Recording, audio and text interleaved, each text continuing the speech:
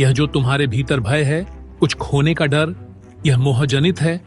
यह मन का एक विकार है जो हमें अपने स्वभाव से दूर ले जाता है। ऐसा क्यों लगता है कि हम किसी अवसर, अनुभव या सुख से वंचित रह जाएंगे? इसका मूल कारण है कि हम स्वयं को दूसरों से तुलना करते हैं। पर क्या तुमने कभी सोचा है कि संसार में हर व्यक्ति का कर्म, समय और स्वभाव भिन्न है? तुम्हारे लिए सबसे बड़ा धर्म है अपना कर्म।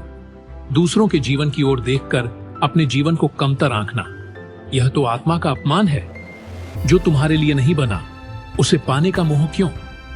मनुष्य जो चाहता है वह हमेशा उसके लिए आवश्यक नहीं होता। जो व्यक्ति अपनी इच्छाओं और क्रोध पर नियंत्रण पा लेता है, वही सच्चा सुखी होता है।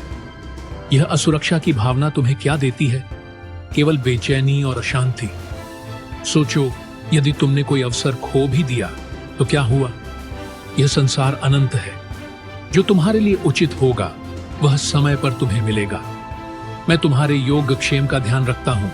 तुम्हारे लिए जो आवश्यक है वह तुम्हें मिलेगा, और जो तुम्हारे लिए अनावश्यक है उससे मैं तुम्हें बचाऊंगा। फोमो को मिटाने का सबसे पहला उपाय है स्वयं को पहचानना।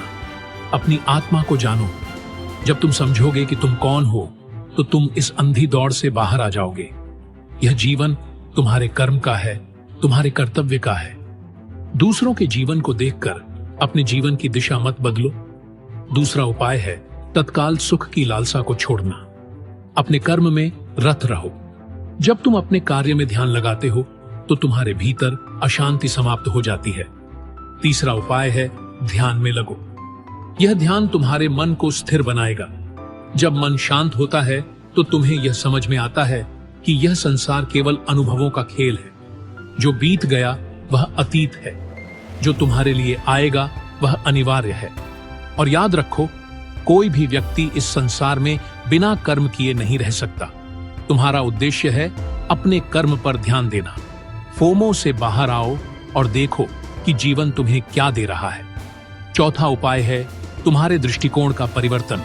जो व्यक्ति सुख में आसक्त नहीं होता और दुख में विचलित नहीं होता, वही सच्चा योगी है।